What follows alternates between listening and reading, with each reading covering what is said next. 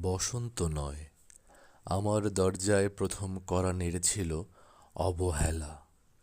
ভেবেছিলাম অনেকগুলো বর্ষা শেষে শরতের উষ্ণতা মিশিয়ে এলো বুঝি বসন্ত। দরজা খুলে দেখি আমাকে ভালোবেসে এসেছে অবহেলা। মধ্য দুপুরে তির্যক রোদের মতো, অনেকটা নির্লজ্জের মতো আমাকে আলিঙ্গন করে নিয়েছিল অনাকাঙ্ক্ষিত অবহেলা।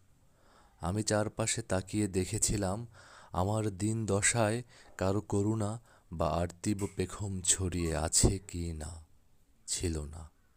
বৃষ্টিহীন জনপদে খড়খড়ে রোদ যেমন দস্যুর মতো অদমনীয়, তেমনি অবহেলাও আমাকে আগলে রেখেছিল নির্মোহ নিঃসংকোচিত।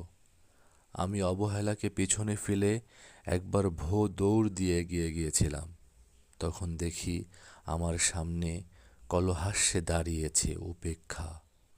উপেক্ষার সঙ্গেও একবার কানামাছি খেলে এগিয়ে গিয়েছিলাম তোমাদের কোলাহল মুখর আনন্দ সভায়। কি মিলেছিল? ঠোঁট উল্টানো ভৎসনা আর অভিশপ্ত অনুরার মতো একতাল অবজ্ঞা।